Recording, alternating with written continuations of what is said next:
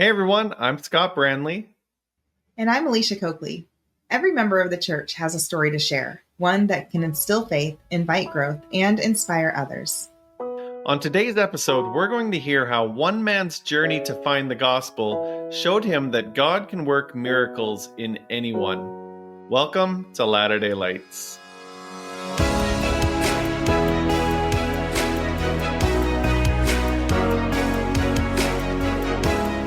Hey everyone, welcome back to another episode of Latter-day Lights. We're so glad you're here with us today, and we're really excited to introduce our special guest, Orlando Mora, to the show. Welcome, Orlando. Thank you. I'm glad to be here. We're glad to have you. Scott didn't get the green memo today. You and I've got some green going on here. You on your wall, and Scott's throwing us off with his blue. I got a plant, Yeah, right? I got a green plant. Until you brought it up. He does have a green plant. Oh, no, that's a really, I love when I see really, there you go, Scott. We just need Scott to whoosh, go through the jungle. Oh, no, I love that wall pattern that you have back there. That is really cool. So, yeah, that's left over from our youngest son, Daniel, who's now in college. Nice. Well, I like it. It's very fun. Thank you. Yeah. Well, Orlando, welcome officially to Latter-day Lights. Why don't you tell our guests just a little about yourself? Well, I'm a 65-year-old Spanish gentleman. I just turned 65 on Thanksgiving. Okay. Carol and I have been married. We just had our 25th year anniversary. Oh, wow. We met in a singles ward in Tempe, Arizona. We have two boys. One is 25, has been married 3 years, and his wife is Isabella, and they have no kids yet. Darn it. And Daniel is our youngest. He's 23, and he's in second year of college. Nice. I am a carpenter by trade.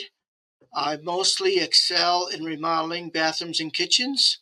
I just love to work with my hands and create cool things for people.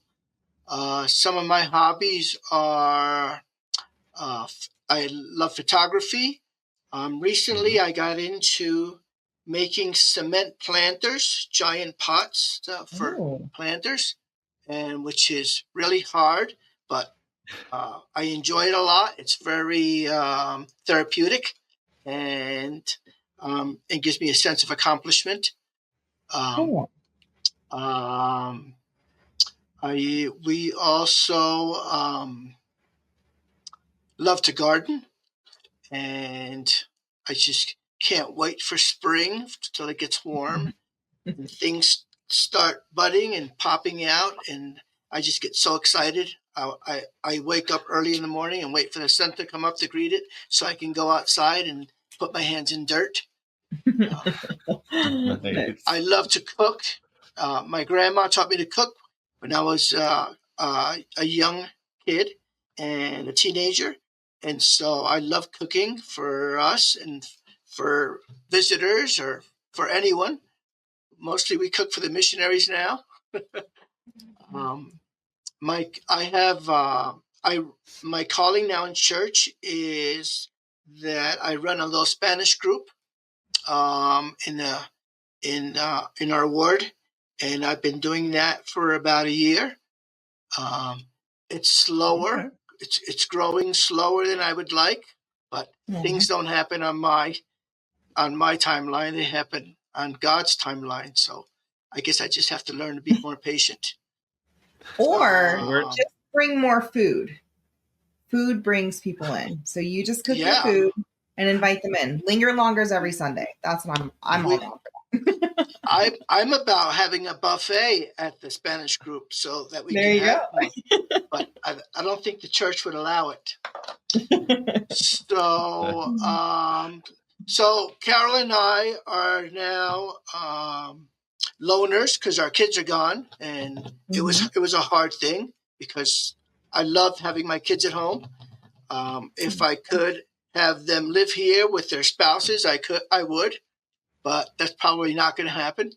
So we missed them a lot, but they're doing good. We're proud of them. They're good boys, and they're doing good things.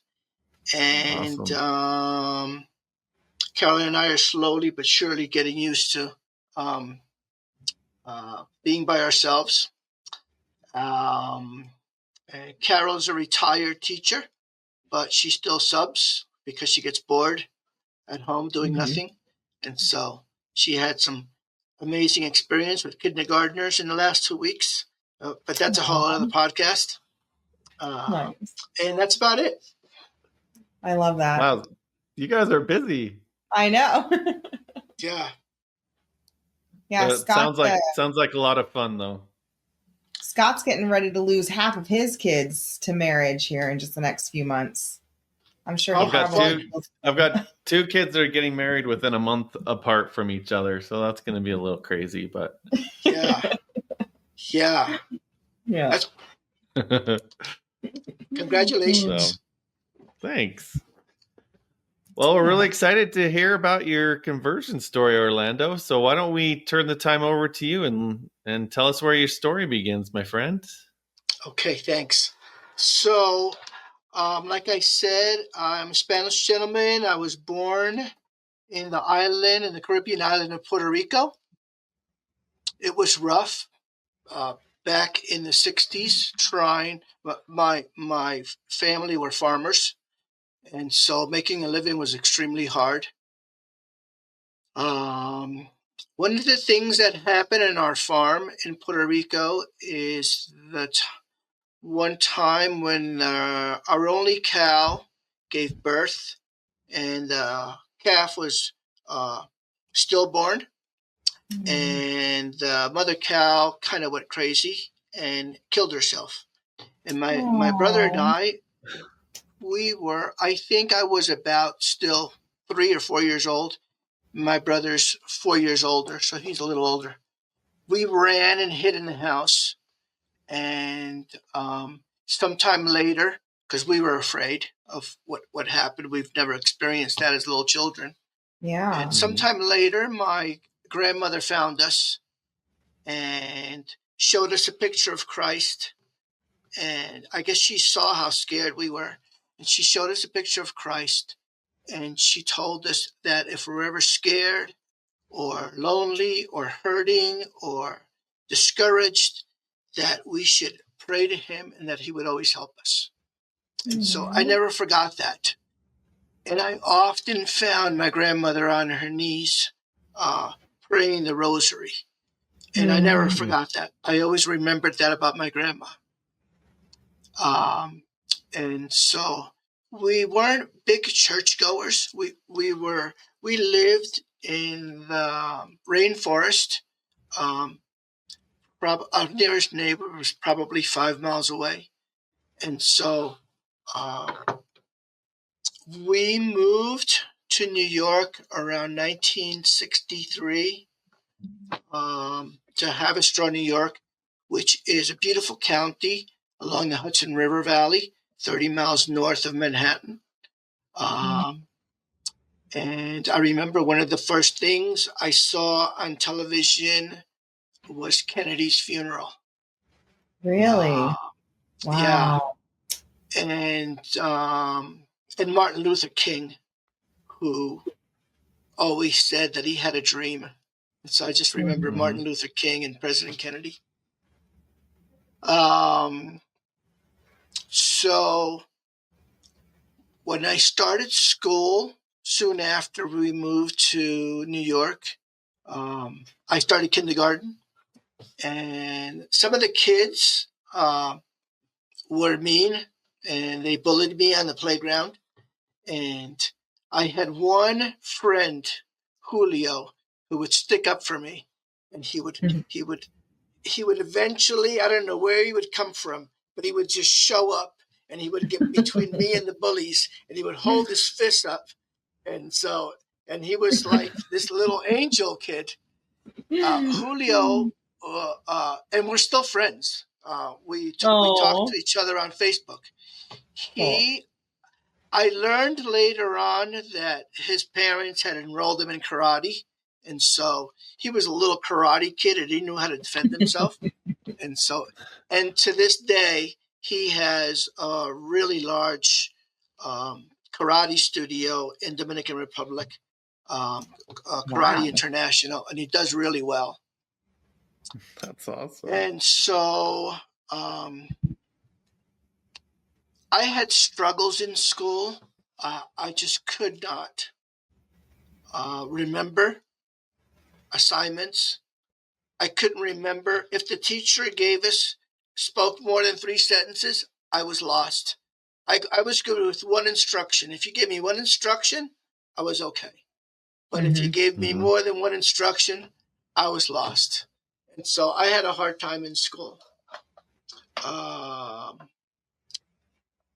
I've learned why. It's because I had experienced some childhood abuse at home. And so I had PTSD since childhood, but I've never known that until a few years ago. So I've lived with complex PTSD all my life and have never known it. And so it's kind of interesting. I think it's a testimony that God's been watching over me since I was a little child. Yeah. So I had one teacher in elementary school, Mrs. Weiss, who was the most kindest teacher that I've ever known. Because I struggled in class, she noticed, and she would often come and just walk behind me and lean over and whisper instructions in my ear. She'd say something like, "Remember, we did this last week, Orlando? And this is what we do, and we do this step, and then we do this step." And she was so kind that way, and I never forgot her. So moved on to middle school, and I made some more friends. In 6th grade, I remember that I couldn't play sports because I got a back injury. So I was very close to our PE coach, and he also coached the football team.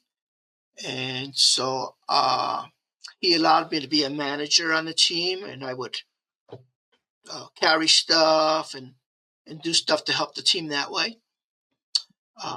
And so I remember at the end of our 8th grade year, coach rewarded us 4 managers and took us to an amusement park.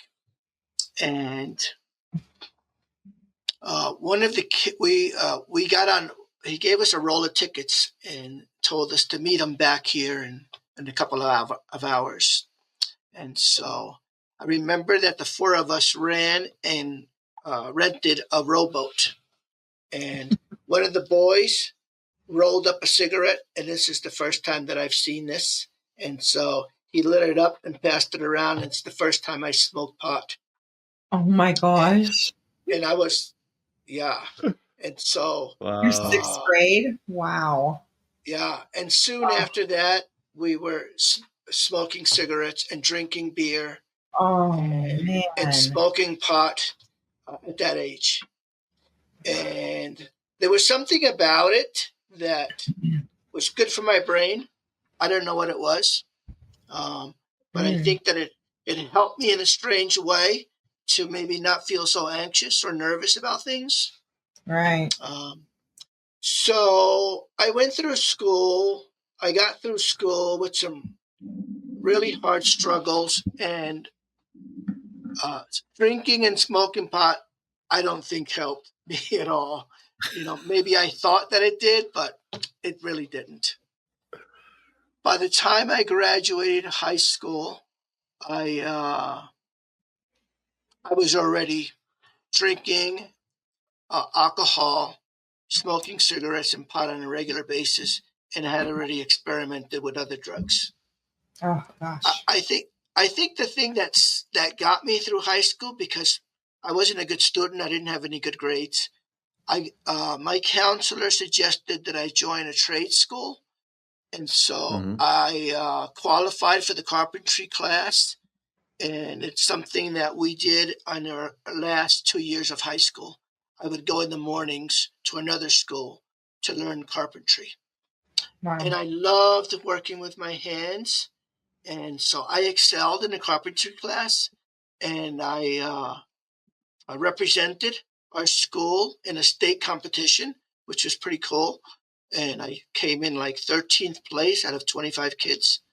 And so that was kind of fun, and I looked forward to that every day, going to a carpentry class. And I was a top student in the class, and I got an award. And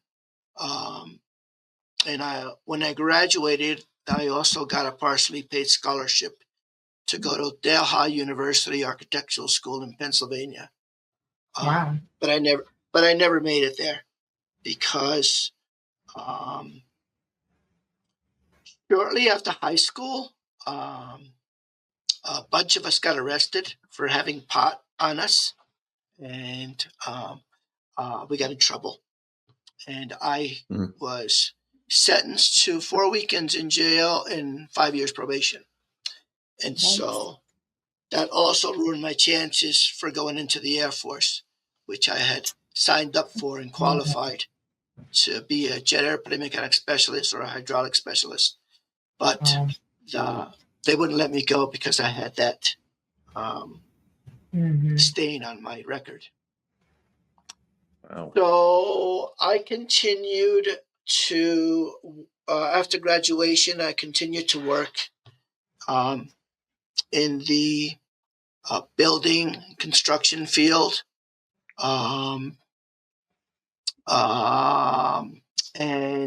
I learned a lot of stuff, and I excelled, and I loved working with my hands, and I loved repairing stuff and fixing stuff.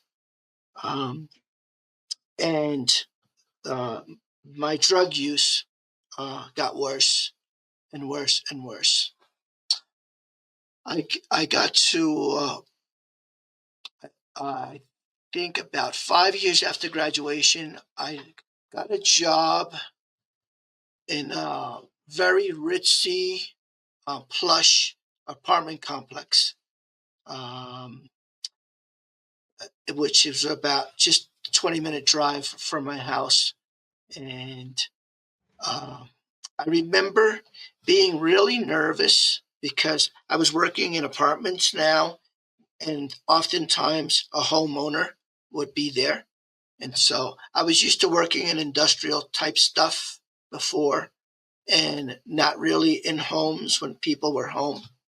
And so this was kind of new for me, working in residential, and oftentimes with the housewife or the husband at home. And so I was really nervous. And I remember one day I just drove to a quiet spot in a parking lot, and I prayed for God to help me because I loved the job, but I was so nervous. I thought that I was going to mess up and get fired. And I remember praying, sincerely praying for God to help me to excel, to do well. And I was never nervous ever again. And I just excelled, and people learned to love me, and I learned to love the tenants. And they would call the office and give compliments to my boss about how Orlando came into our house, and he went into our closet and he fixed the damaged ceiling. And when he was finished, he put all my 32 pairs of shoes back in order. And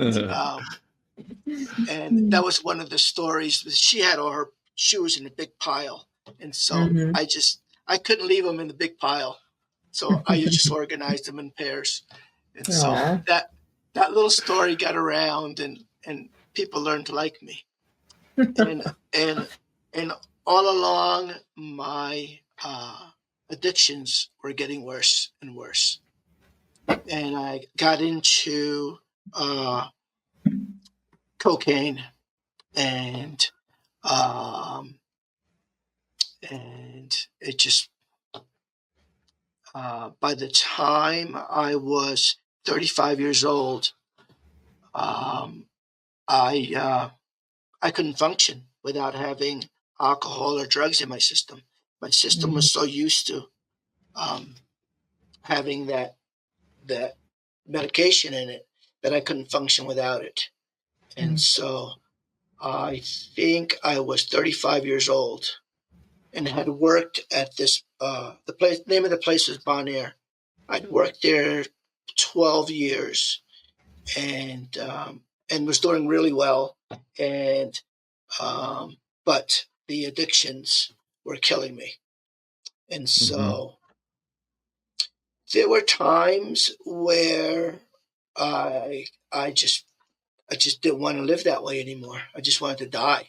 I was too chicken to kill myself. But I just remember thinking, it'd be easier to die than to just live like this, because I could not get the thoughts, and I could not go 2 days without drugs and alcohol. And so I was pretty desperate. And it got to the point where I couldn't function at work anymore because my body needed the drugs in order to function. And so I remember I took a leave of absence, a medical leave of absence from work, and I had lost all my material things. I had several vehicles which I lost and sold for drugs. I was starting to sell all my tools for drugs, and just about everything I had I was selling for drugs. And lost my apartment and just lost everything. And my mom took me in, and I was living with my mom. And I took a leave of absence from work, and I was just a mess. I just wanted to die. And it was winter, January, February of 1995. I was watching the O.J. Simpson trial on television. And a commercial came on about this book, the Book of Mormon. And so somehow I just was attracted to that for long enough to where I called the 800 number. And I remember speaking to a girl, and she just sounded like an angel. And she said, sure, we'll send you the book. And I just got a really good feeling about it. I thought that this book could help me and help my family be normal. And so I thought I would get the book over the mail, but it never came through the mail, and I forgot about it. And one day, these two guys showed up at my door with white shirts and ties, and these two handsome young men. And they, and I think I was hungover that day. I think they had called first and made an appointment, and I actually made an appointment, and I was excited. But then I went out drinking, and by the time they got there, I was hungover that day. And I told Grandma, "Go to the door, tell me, shoo him away." so my grandma went to the door and said, "Orlando no está aquí. Orlando's not here." And so, that happened probably more times than it should have. I think I would make appointments with them, and they drove because there were no chapels or LDS chapels where I lived. They came from New Jersey. And so later on, I realized these poor guys are making a really big effort, and they're driving over an hour to get here to to go to hand me the Book of Mormon personally, and I was just shooing them at the door. Well, I'd send my grandma because I was too chicken and ashamed, and I was messed up. And so I think it could have been the fourth or fifth time. I can't remember, but I let them in, and I apologized for the other times. And I was still watching the O.J. Simpson trial, and they were about to introduce the glove, a special piece of evidence, and I was so excited about it. And the missionaries asked me to shut the TV off so we could have a prayer. And I was like, what? So I was a little bothered by that, but I did it. And so my grandma took off. She went and hid in the kitchen because we were Roman Catholics, and we've never had missionaries in our house or seen missionaries. We've never heard of the Mormon Church. And when the elders they had these little flashcards, and they were showing me pictures, and they showed me a picture of Joseph Smith, and told me about Joseph Smith. And to me, he looked like the guy on the Quaker Oats box, the oatmeal. Yeah. So I just thought that was so funny that this guy looked like the Quaker Oats guy. And so so they were teaching me about stuff, and they had the little flashcards, and I was just thinking, oh my gosh, these poor guys are so brainwashed. What are they talking about? Who is this Joseph Smith? And it was all crazy. I just thought it was all crazy. But I was respectful, and so I listened, and we got through that lesson, and I was so glad when they were leaving, because I was wanted to go get high. So I followed them outside, and we were shaking hands, and I said something like, I like to travel. How can I do what you guys do and go on a mission? And they just looked at me and said, maybe someday you will. And I remember looking in their eyes, and I don't know why I felt, and I knew in my insides that they were true men of God. And I saw that. I saw Christ in their eyes. And I don't know why God allowed a drunk and a person as messed up as I was to see that. But I never forgot that. And so about a year later, I OD'd on a bunch of alcohol and cocaine. And I was able to drive myself to my mom's house from where I was.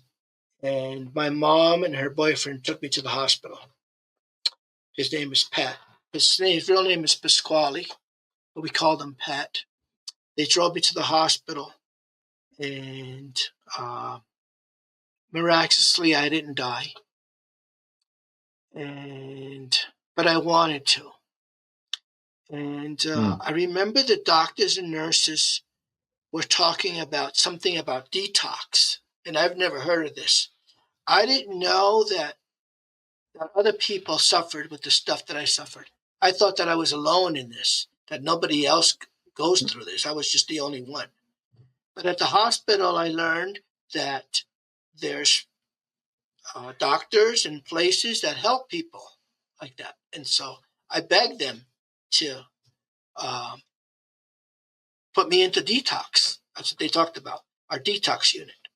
And they said they didn't have a bed available. It was a very popular detox in Good Samaritan Hospital in Suffern, New York. And so I offered to paint all their homes on the inside and out if they would find me a bed in detox, because I was so excited to have a chance to live a normal life. All I ever wanted was to have a normal life. And so the nurse said that she would be right back, to hold tight. And I think she came back after an hour, and she said, we found you a bed. And it all happened pretty fast. And like I said, I was 35 years old, and I've been doing drugs since I was in middle school, drinking and smoking and doing cocaine, freebasing, smoking cocaine. And so I remember saying goodbye to Mom and Pat, and the nurse took me with a security guard. I don't know why they had a security guard, but they went through doors that, steel doors that locked, and you could not, once you went into detox, you were locked in and you couldn't get out. And I thought that was a little worrisome. Even though I was excited to get some help, I was worried that I couldn't get out of there if I wanted to. So they brought me up and did stuff and then took me to my room. And I remember I found a Bible in the nightstand of my room. And I was so scared. I was terrified. And I held the Bible and I just curled up into the bed like in a fetal position. And I just kept praying to God, just please help me to get through this. Please help me to get through this. I might get a little emotional. It's okay. And so I fell asleep that way. And I would remember waking up. The nurse woke me up the next morning and said, you have to go to group. You can't just lay around and sleep all day. And so I was so mad. I thought I could just rest there as long as I wanted, but that's not the case. So group is you go to a big room and you sit around, and I think there were probably 35 of us in the detox unit at one time. And so you sit around in a big circle and you just go around and sort of like an AA meeting, and you just talk about whatever. And I just thought to myself, I'm not going to tell these strangers anything about my personal life. I don't even know who they are. And so that was kind of my attitude in the beginning. Yeah. And I just kind of sat and observed and watched. And after the second or the third day, I just remember being so happy. I've never, ever felt happiness like that in my entire life, because I was actually clean and sober for 2 or 3 days. And I just had never been able to do that ever in 20 years, because I've been drinking and drugging for 20 years. All the other people there thought that I was the craziest guy they'd ever met, because all I did was smile, and I just was so happy to be there. And so these are people that are going through detoxing and going through withdrawals from heroin and all kinds of stuff. And they were suffering bad with all the withdrawals. And I never felt any of that. I never went through that. That was one of the miracles that I experienced, is that I never had any withdrawal symptoms at all. I went from being addicted to cocaine and alcohol and drugs, and in 3 days, I just went from that to being happy without any withdrawal symptoms. Oh my goodness! And I didn't realize that then. This is stuff that I learned, 5-10 years later. I didn't realize what was happening to me at the time. And so the time in the detox seemed to have gone by so fast. I wanted to stay there because it was the happiest I've ever felt. But after 28 days, you get moved out, and the doctors recommended that I go to a special transitional living center and halfway house. And they had several of them, with beds available at my release date. But the problem was that I bought drugs in those neighborhoods. And so I felt like if I go there, I'm not going to make it. And so and I explained this to the counselors. I said, and one of them was in my mother's block on the corner. And so one of the other miracles is that a bed opened up in Arizona at the time that I was talking to the counselor. And she came over, the nurse came over and said, there's a bed in Arizona if you can get a ticket to Arizona. There's a bed there in a place called the House Inc. And it's on Center Street and Main Street, just a quarter mile from the Mesa Temple. And so I called my mom. She got me a ticket. I went home. I had a turkey dinner with my grandma, my mom, and Pat. I slept that night, and the next morning they took me to the airport. And I had a change of clothing and about $9 in my pocket. And I got on the plane to Arizona. Oh my gosh! And I wasn't afraid. I was a little nervous, but I was so happy to be sober that that's all I focused on. And so it was December 17th, 1996. And I arrived at the house in Mesa, Arizona. And they showed me to my quarters, and they went through all the rules. There's a whole sheet, about 30 rules that you have to live by, or they throw you out. And so one of my roommates, Bobby, he's from Pennsylvania. He was a heroin addict. He came into my room as soon as they followed me in there, and he said, "Hey, you want to go see the temple lights tonight?" And I was like, it was Christmas time, and they just finished setting up all the lights. And if you're not familiar with the Mesa Temple area, they hang lights on all the palm trees for a quarter mile in each direction. And the city of Mesa hangs all kinds of lights. And they have a pretty big Christmas spirit. And I've never seen anything like that. So I met Bobby after dinner, and we started walking toward Main Street. And then we turned and went towards the temple. And the lights were just, I've never seen anything like that. It was just so, I just thought, wow, these people love Christ a lot, that they spend all this time and money hanging all these lights. And I remember we got to the point where we could see the little building. It was the visitor center, but I didn't know what it was at the time. And I remember seeing a statue of Christ from a quarter mile away, and my eyes just became glued to that statue. And I was tripping as I walked, because I just could not get my eyes off of the statue. And I just walked and watched them. And when I got to the flagpole, Bobby said, "I'm not going in there." Bobby was familiar with the Mormons, and he wouldn't want any part of it. He said, "I'll meet you back here in a while, bro."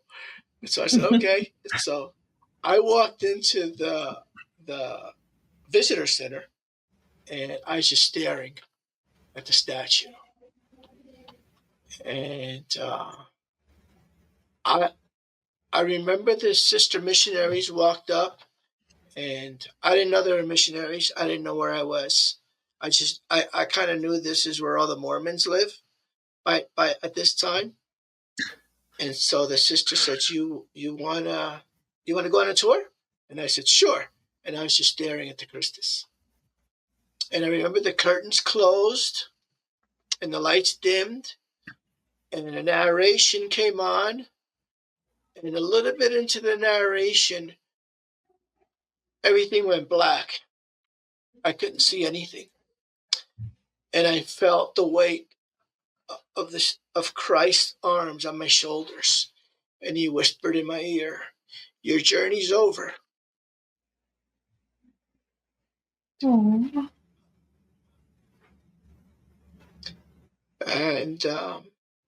And then the lights were back on, and the sister missionaries were asking me all kinds of questions. So how did tour feel? And I was like, I can't even talk. I didn't know what just happened. I just kept repeating what he said to me over and over and over in my head, so I would never forget it, because I wasn't sure what happened. And I didn't know where Bobby was. I didn't know how I got home that night, because I didn't know where I lived from there. But I got home, and the next morning, I didn't remember that happened. I think Heavenly Father brought it to my forgetfulness, because he didn't want me sharing that in a halfway house full of addicts that were recovering from stuff, and some of them were mean and just, not nice people. And so I found myself going down to the temple on a daily basis, to the visitor center, sometimes 3 or 4 times a day. And and the sister missionaries are so nice. At that time, you can go in a little room and watch movies. They put movies on for you. And I remember I watched Lamb of God. I don't know how many times. It could have been 100 or more. Aww. It was my favorite. And soon after, I started taking the lessons. And the missionaries were so excited to teach me, because they said that I was so attentive, and I had a lot of questions, and it was just so exciting to have a person that was so interested, and it was just a really amazing experience. One of the things that I remember is that sometimes the lessons felt like it was something that I already knew inside, and they were bringing it to my memory. It wasn't like something, not everything, but some of the stuff I felt like I already know that. And so that was very interesting. It's so cool. And so I was baptized on May 30th of 1997. And that's my story, and I'm sticking to it. Oh my goodness. So tell me, like, when did you meet your wife and all that? You said you met her when you guys were in singles.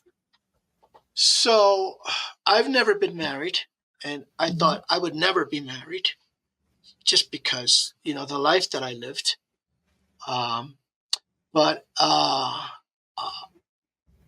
I had some good neighbors. I moved out of the halfway house about 6 months later, and I was working for a guy that owned the halfway house buildings, who was LDS. He was a really kooky guy, but he was the nicest guy ever. He's a member of the church. And he would come often to find men to help him on his projects for the halfway house. He'd been through a similar halfway house himself. He was an alcoholic. And so between him and his family, they kind of helped me to stay active. And I had another neighbor friend who took me to my first fireside. And I thought I was going to a campground and they were going to have a big fire. I didn't know what a fireside was. Roasting some marshmallows. Yeah. And so because he said you have to wear Sunday clothes, and I said, well, we're going to a fire. What am I going to wear Sunday clothes for? He says, you'll see. And so Mitch Johnson, we're still friends. He's just the best guy. And he took me to this fireside, and so this is a singles. I think it was 35 through 60-year-old singles thing. And so there were probably 2/3 women and 1/3 men. And I thought, oh my gosh, I've died and gone to heaven. I'm going to be married soon. It was so cool. And so Mitch always looked out for me and made sure that that I was doing okay. And he, like I said, he took me to my first fireside and other things. I remember at the end of the fireside, everybody was folding chairs and putting them away. And I said, don't they have janitors that do this? Why are we doing this? You know, it's just, I've never seen, we didn't do service work the way I grew up like that. And so that was pretty interesting. And so I was preparing to go to the temple, and I went to the temple about a year after I was baptized. And started going to that singles ward, and met Carol one day at a Saturday night dance. She was selling tickets, and she was sitting there in a chair, and I could see a lot of her legs. She had these most beautiful freckled legs, and she spoke Spanish. I said something in Spanish to her, kidding around, and she spoke Spanish back to me, and I thought, oh my gosh, she speaks Spanish better than I do, and she has these beautiful legs. And so we started dating, and we married, I don't know, about 8 months later. Aww. And so that's how we met at a singles dance. Yeah. That's fun. So your life dramatically changed in just a matter of a couple of years. My wife is nuts to have even went on a date with me. I don't know what she's thinking. She's sitting right there laughing. So go ahead. I was going to ask, what did your family think with you joining the church? I think I was so excited when I was taking the lessons and I was going to be baptized, and I would call my mom on a regular basis and give her a report and tell her about the Christ that lives in Arizona and how amazing he is, and tell her about the church, and I would just tell her everything. And I think she was happy that I was sober and doing well. I don't think she was so happy that I joined the church, because it's kind of like a betrayal type of thing. Yeah. You were raised Roman Catholics. We're all Roman Catholics. Now you're joining this weird church. And she kind of felt a little betrayed, maybe. I don't know. But she had a hard time with it. It took some years for her to kind of, be more accepting. But she, I want to share with you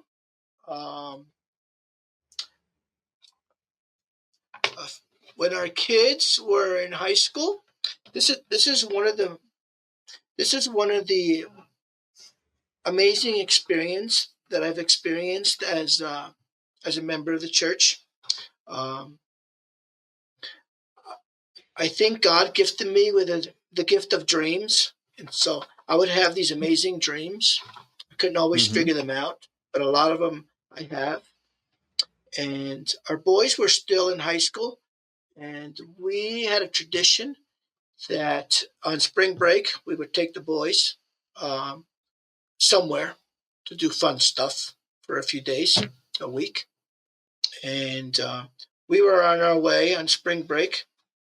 And the first night, I had this dream. And I'm going to read it because I can't remember it. I'm sorry. So on the way to Phoenix, we were listening to this pastor on the radio, because we can't get a lot of radio stations up here. We're out in the boondocks. And so all we could get was this pastor.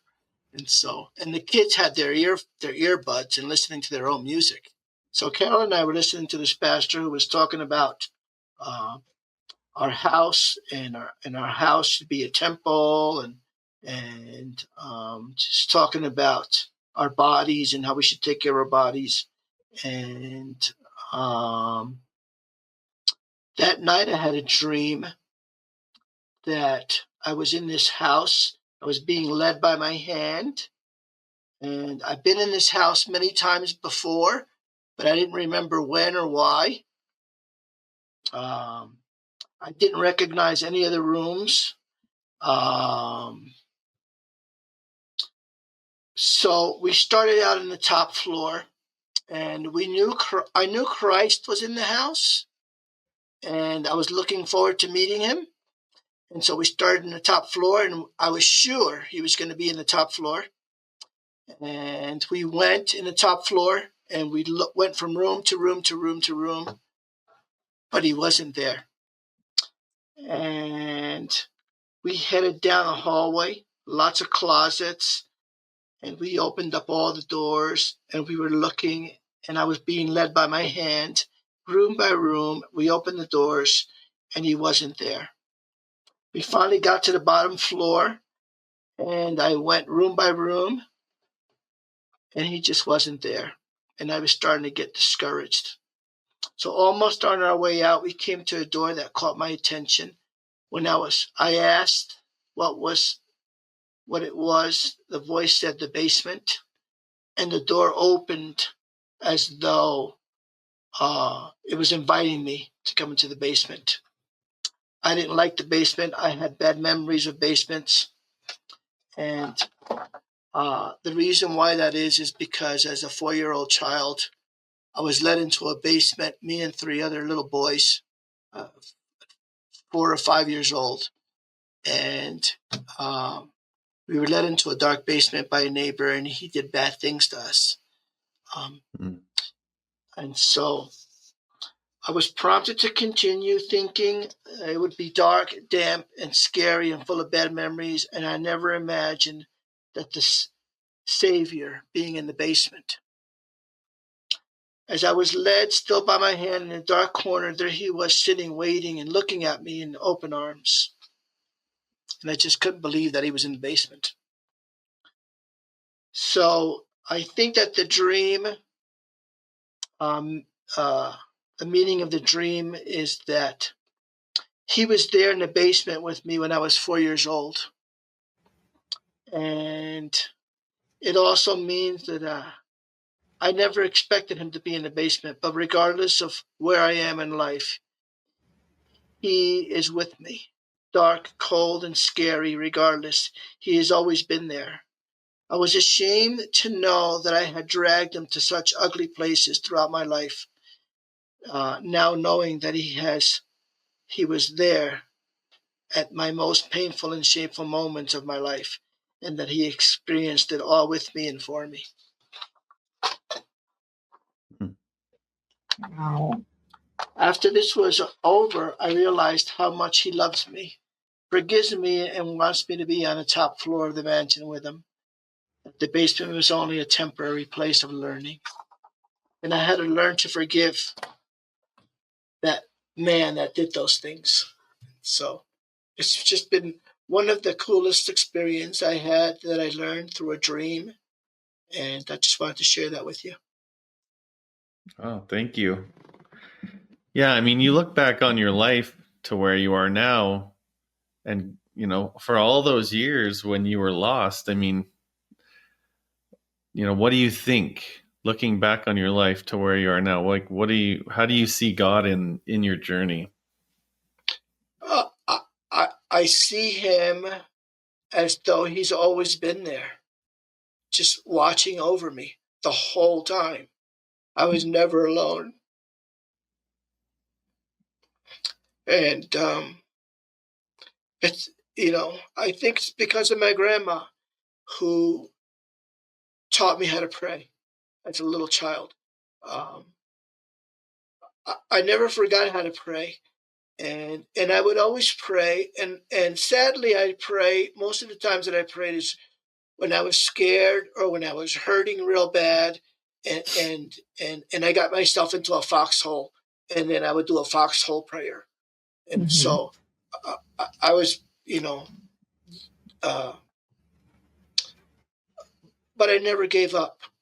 And so I always prayed, even at some of my worst moments, that I could live a normal life and be free from the stuff that I was addicted to. Yeah. Wow. You got me. Your story is so amazing. I love it so much. And it, like, never in a million years, just talking to you and looking at you, would I think that you had gone through all of that.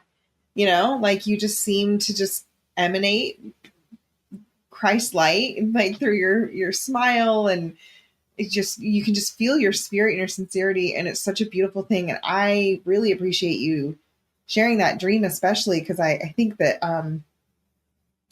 gosh, I think we can all resonate, you know, like, just the feeling of being in a basement, you know, whether we were physically there or not, emotionally, spiritually. There are so many times when that is the lowest of lows, you know, and it makes me think about in Doctrine and Covenants, where it talks about how like no one has descended lower than Christ. Like, he is the rock. And so when we hit rock bottom, we know we're with him, you know? And I just think that's such a beautiful, beautiful dream that you were given. And especially an understanding to that dream, you know, like, gosh, I don't even have any other words other than that. Just thank you so much for sharing this story today with us. You're welcome. It's my pleasure. There's some good insight there, because in life, when we're faced with things we don't want to confront, that's kind of like our basement, right? Mm-hmm. Whether it's something we've done or something somebody's done to us, there's just some things we don't want to face in life. Yeah, they're too hard to face, and those are kind of like our basements, you know, the challenges, the difficult thing that we have to eventually go through. Everybody has stuff. You know, I think one of the most valuable lessons I've learned is that everybody has stuff. Mm-hmm. Everybody has a basement that they've been in, and we all suffer with stuff. That's the purpose of coming and experiencing the earth life.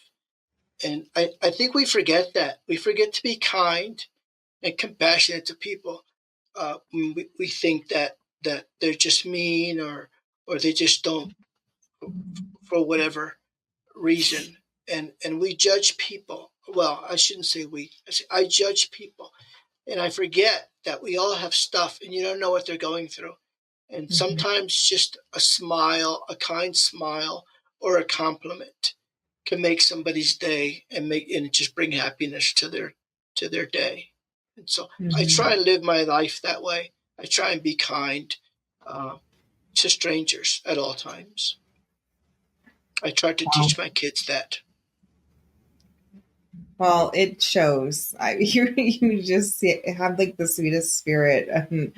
I love it. I love this whole story, this whole episode. I love that we got to meet you. Like, you know what's funny is I don't even know who wrote to us, because they didn't sign their name and they sent your email.